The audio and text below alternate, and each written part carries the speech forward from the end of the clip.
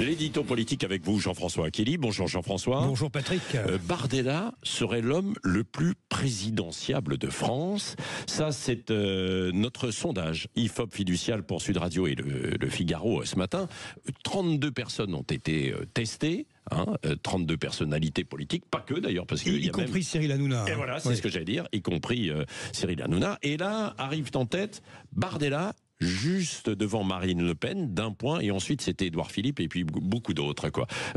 Ça ne va pas poser un problème, ça d'ailleurs, au sein du RN? Si, c'est qui du maître ou de l'élève, si vous préférez, de la maman ou du bébé RN, qui va désormais concourir en 2027. Alors c'était deux questions posées, Patrick Roger.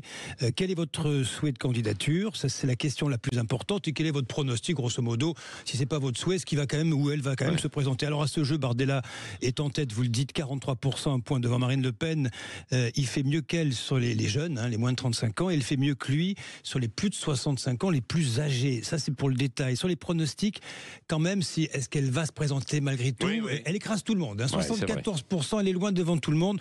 Évitons de donner trop de chiffres. Alors, c'est un changement de génération qui s'opère au Rassemblement National, avec cette option, si elle est rendue inéligible à la fin du mois, mais il y aura l'option Bardella. Oui, c'est ça. S'il y avait, effectivement, ça, c'est fin du mois de mars, début du mois d'avril. Fin mars. Fin mars.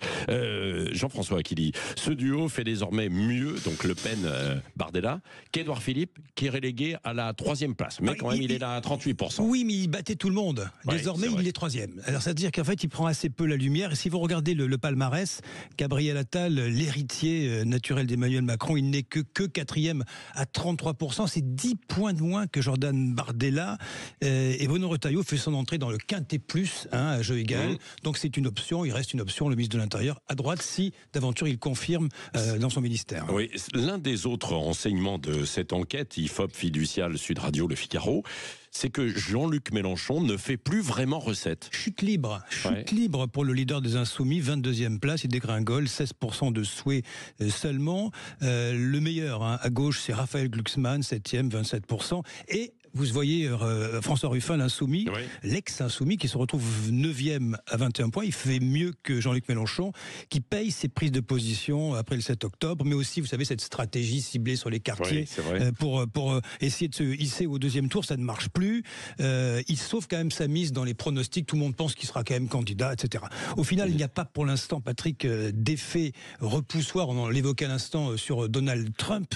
Le RN domine les débats, quelles que soient les positions du Rassemblement national sur l'Ukraine. Les électeurs ont tous sanctionné par le passé les partis de gouvernement. Ils veulent encore, dans leur idée, essayer le Rassemblement national, qui va devoir quand même clarifier sa situation, entre Marine Le Pen ou Jordan Bardella. Il y a peut-être une bataille de leadership qui peut se nouer à la tête du RN. Oui, et 2-3 autres petits enseignements également. Il y a eu une embellie autour de Dominique de Villepin ces derniers jours. Là, ça ne prend pas vraiment, finalement. 17% simplement qui souhaitent le voir se présenter. Non, ça ne prend pas. Il n'est pas clairement candidat, il n'est pas clairement positionné. C'est pas très clair dans l'esprit des gens. Vous citiez Cyril Hanouna également. Il est en fond de tableau. Oui, il est en fond de tableau. Presque avant. Juste avant Valérie Pécresse et Gérard Larcher. Et dans les pronostics, il est dernier. Sarah Nafo, David Lisnard qui chez les Républicains. Alors d'ailleurs, chez les Républicains, il est devancé Laurent Wauquiez par Bruno Retailleau largement, bien sûr. Il y a Robert Ménard aussi qui est bien positionné. Nous sommes à 2 ans du scrutin. Mais ça désigne quand même un petit peu le paysage. C'est la photographie d'un instant, mais ça peut s'installer pour les mois qui viennent. Bien sûr. Tiens, on va voir ce que vous en pensez. Au 0826 300 300. Est-ce que vous êtes surpris par cette position, par exemple, de Bardella? 0826 300 300. Et puis, est-ce qu'il faut réarmer aussi l'Europe, comme le dit Ursula von der Leyen?